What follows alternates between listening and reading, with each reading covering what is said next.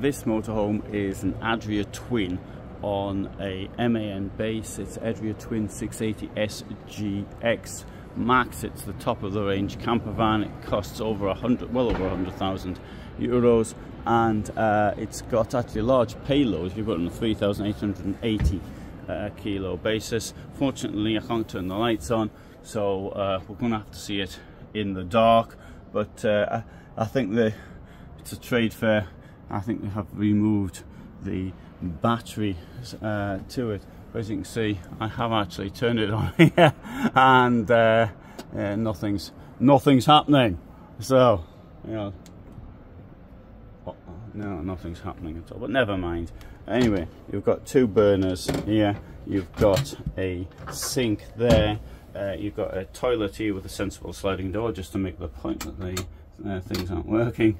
We've got a this comes out to make space for the shower. There's your shower. Looks like one of these toilets you used to get in the 1980s, the public ones, and used to see them in France first. I can't remember what they're called. Sensible sliding door.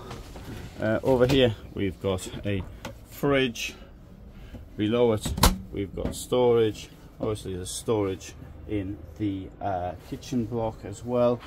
Contoured chair there, space for your television, very large table here, and I like to say, well, it would have light streaming in if we were outside, but we're in a place where there isn't much light. But you've got this really big, really nice panoramic roof light there, and you've got one at the front as well. Unfortunately, we can't appreciate it, but what we can appreciate is we'll go around to the back and have a look at that. We have here a system which will go up and down, and that will allow stacks of storage space here. So if you wanted to carry a motorbike or something like that, then there is the facility to do so. Also note there are storage units under the bottom down here, and so you can move the bed up by pressing this. I bet it's not connected, but I'll just try it anyway. Oh, it is connected. There you go. So move this one up. I wasn't expecting this to be working.